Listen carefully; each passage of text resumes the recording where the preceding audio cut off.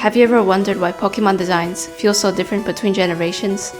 Pokemon came out almost over 30 years ago. Whether it be the art styles or looks, the designs have transformed significantly over time, sparking mixed reactions. Some question whether these new designs still feel like Pokemon, while others accept them as amazing already.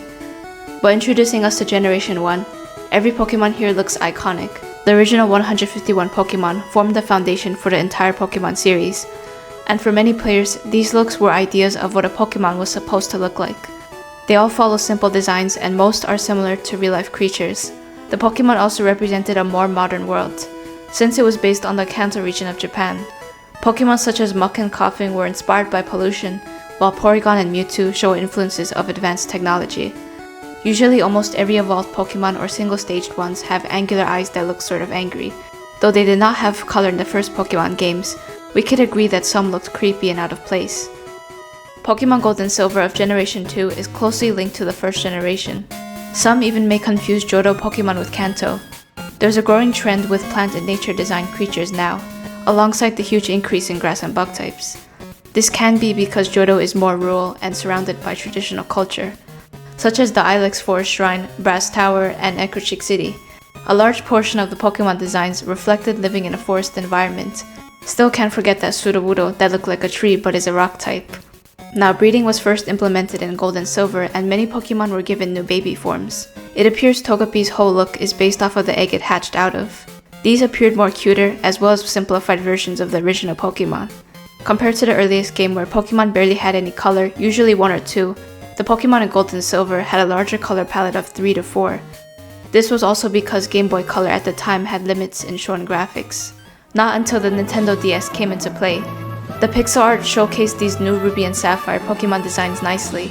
They also began to look more sharper rather than rounded. The region was much more tropical than the other 2 regions with the invention of Shriko. Hoenn was centered around the ocean, and Wailord, the largest water-type Pokemon, had emerged. It looks like a submarine.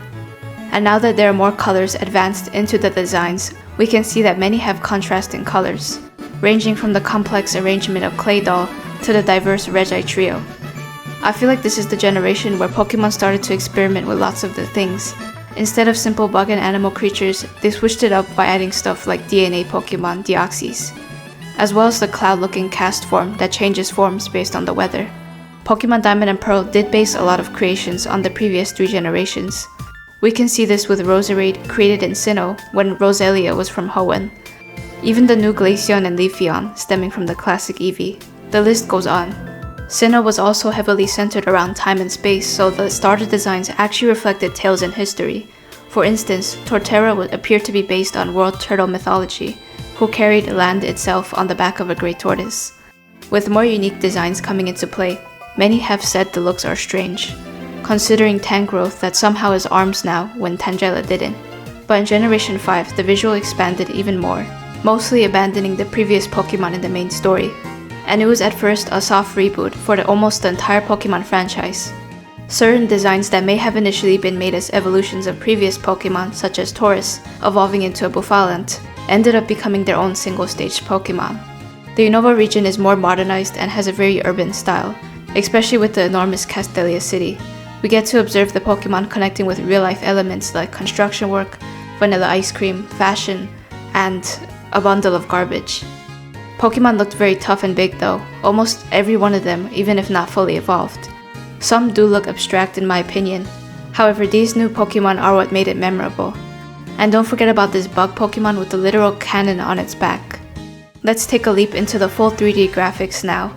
Pokemon X and Y took things to the next level, transforming how art was presented. It gave Pokemon more depth and texture, as well as detailed facial expressions. Pokemon like Greninja had a more dynamic model that reflected its movement. It was way more smoother because it was on like the Nintendo 3DS. The other 2 starters' final evolution looked pretty weird compared to the usual starters we see, but they did adapt Pokemon from animals once again. Some just threw me off with the extreme looks. I mean, it is cool that the legendaries are X and Y shaped, and Zygarde has all these patterns and looks we've never seen before in terms of legendary Pokemon. But another striking change came with the Mega Evolutions, reimagining the classic Pokemon into more dramatic forms. Most of them looked amazing, but some I have mixed opinions with. Mega Venusaur looks similar to the original, it just had an upgrade to the tree. and Kangaskhan's baby finally came out and is fully grown. Is Cubone still related to Kangaskhan? Pokemon Sun and Moon, where Pokemon fully turned into a tropical island. Dancing birds, royal fruits, a large water spider, you name it. I totally thought these Pokemon were related, but they aren't. Alolan forms came into the game, shifting the looks of Gen 1 Pokemon. Once again, they do fit the tropical island aesthetic, like Alolan Marowak, who was a fire dancer, and Alolan Executor, who grew to be the tallest palm tree. Ultra Beasts, these are unlike anything we've ever seen before, since they're from a different dimension. They were bizarre and unsettling. Some were captivated by this, while others found them too alien-like. I personally think it looks too strange, but Guzzler looks pretty cool.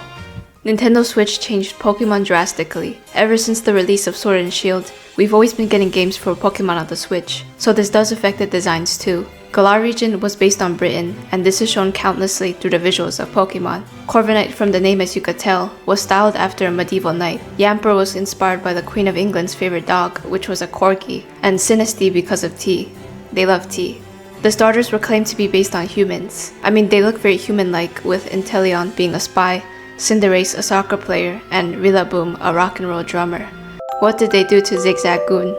It's a musician now. Eternatus is okay, but it does look pretty terrifying if you're putting it in the Pokemon world context. It doesn't feel like Pokemon. Gigantamax Pokemon though was a special kind of Dynamax.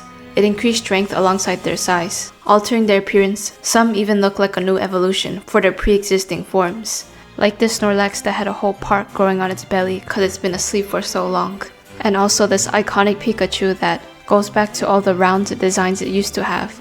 Pokemon Scarlet and Violet had the craziest designs ever. It abandoned almost every traditional Gen 1 style and went with a whole new beginning. There's this bug Pokemon that had a mud ball, right? Suddenly it evolves into this, and the Pokédex entry said that there's an infant inside of it now. And Annihilate turned into the guy from Dandadan. My feelings of the Paradox Pokemon are mixed, though it is interesting with the whole Area Zero futuristic exploration and going back to the past. The game gave completely new names to the old ones, like Tyranitar's version of Iron Thorns, and replacing just like a small fraction of what their looks are. And the legendary Pokemon trio at this point feel pretty inconsistent with what legendary Pokemon were meant to represent and how they looked compared to the old times. Also because the Loyal 3 could only be caught in the Teal Mask DLC, which some people may not have. I do like Miraidon and Koraidon, both of them look cool, as well as riding them like bikes for the entire game. Miraidon literally has jets built into it. Let me know your thoughts in the comments on Pokemon designs changing a lot over time. Who knows what Generation 10 has to offer, and what new Pokemon styles the game has in store for us. If you enjoyed this dive into Pokemon designs, don't forget to like, subscribe, and turn on notifications so you don't miss any future videos. See you next time.